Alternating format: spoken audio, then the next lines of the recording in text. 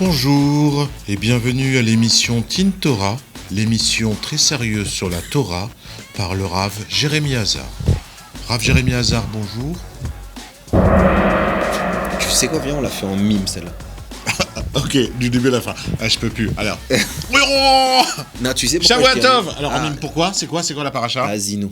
Ah, Azinu, ça veut dire mime-toi. Non. Azinu, ou si tu veux. Ouais, Okay. je te l'ordonne. Mimez-nous. Non plus. Azinu, dans cette paracha, il y a quelque chose d'exceptionnel. À un moment donné, il y a deux belles barres comme ça, qui sont la shira. La barre de fer? Non, la shira, une chanson. Ah, une chanson. Donc Azinu, c'est le karaoké. Ah, ok. D'accord. Ok, tu peux nous mettre un karaoké derrière Donc ça veut dire qu'il faut qu'il y ait les paroles de tout ce qu'on va dire et que les gens ils chantent avec nous ou ils répètent avec nous. Si, je vais te dire, ça, c'est... la plus belle paracha de la Torah. Tu m'as bloqué.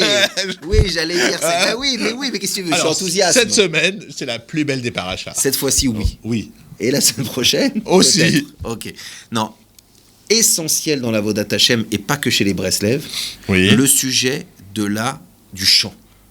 Du chant. Oui. Les nigunim chez Chabad, les chants chez Breslev. Aujourd'hui, si tu vois, au Beth Amikdash, il n'y avait pas d'Avodat Hashem sans un concert exceptionnel. Il faut savoir qu'à l'époque du Beth Amikdash, les Lévi'im, qui étaient responsables de la musique, ils étaient capables de faire 100 à 150 types de musique différentes. Je ne sais pas si tu imagines, c'est gigantesque. Tu peux prendre un artiste exceptionnel, bon pas ceux d'aujourd'hui qui a même plus de paroles ni de peut-être Céline Dion. Peut-être. Ouais. Enfin, l'Avdil. Hein. Ouais, l'Avdil. Enfin, bon. En tout cas, c'est impressionnant. Imagine-toi le kohar de la musique. Et en fait, un des secrets qu'on ne sait pas, mais qu'il faut comprendre avec cette paracha, c'est que le chant, il a une place exceptionnelle dans la joie et dans le bien-être de la personne. D'ailleurs, c'est très simple à vérifier. Comment dans un film on te fait pleurer? Pas forcément avec ce que tu vois. Avec la musique derrière. Voilà. Et t'enlèves la même scène, tu lui enlèves la musique rasra qui te prend aux tripes. Ouais. T'es limite envie de partir. Mais des fois, j'écoute des airs de Shabbat, c'est des airs rasratiques. Quand Justement. je vais dans des communautés ashkénazes, par exemple. Non. Non, j'ai pas dit ça. Ah d'accord, lesquels alors? Non, donne les noms. Les Polonais, les... Non mais alors très important, parce que t'as raison, mais je vais te raconter une blague. Enfin, c'est pas super marrant, mais c'est quand même marrant. C'est quand même une blague. Rigolez, faites plaisir à mon ami. Ouais, s'il vous plaît. La musique, c'est lié à l'âme. Ouais. Donc, c'est comme un artiste, d'accord? Quand tu écoutes la musique de quelqu'un, tu écoutes l'âme de la personne. Quand c'est lui qui écrit ses paroles et sa musique. Oui, bon, on parle d'artiste, on parle pas de... on parle pas de... Oui, non, on parle pas de... Ok. Mais quand un artiste, il fait une chanson, il met son âme. Donc, la musique et l'âme sont extrêmement liées.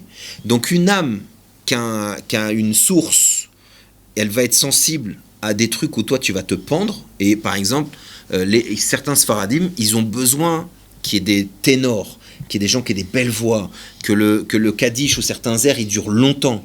Et ça les réveille, ça leur réveille de l'amour pour Dieu, de l'amour pour la tfila. Et tu mets un Ashkenaz ou quelqu'un qui aime les choses un peu plus rapides, il se sent dans un concert lyrique, il a envie de se pendre. Oui, ça arrive. Et l'inverse, quelqu'un qui est sensible justement à des chants un peu plus courts, un peu plus profonds des fois, au niveau de certains, etc. Lui, il va adorer. L'âme est connectée au chant. Mais le chant fait partie de la Vodat Hashem à 100%. Et c'est important, pourquoi? Parce que dans la tfila, il faut chanter. Moi, je sais que, par exemple, nos jeunes, enfin moi à l'époque, je sais que Birkat Amazon, par exemple, je l'ai appris grâce au fait qu'on le faisait en chantant. Dans les colos. Et voilà. Et il est rentré grâce au kef de la chanson. Et donc, il ne faut pas oublier cette arme extraordinaire pour apprendre. Tu as besoin d'apprendre des psukim, etc. Fais-les en chanson. Tu sens que tu n'es pas bien. Va chanter, libère-toi. Et comme dit la chanson, quand j'étais petit garçon, je repassais mes leçons en chanson. En chantant. Et vraiment, c'est un grand kiff de faire la Torah et de lui introduire sa neshama. Ça veut dire le hazin ou le chant. C'est toi qui as inspiré cette chanson à Michel Sardou? Lequel? En chantant? Peut-être. C'est toi. Je peux pas en parler, il y a des caméras. C'était le secret du jour. Aujourd'hui, Jérémie Hazar nous avoue qu'il a eu des relations de travail avec Michel Sardou qui lui a inspiré la chanson en chantant. Je vous invite à aller sur YouTube et écouter la chanson en chantant. En chantant. En chantant. Allez, enchanté. Enchanté.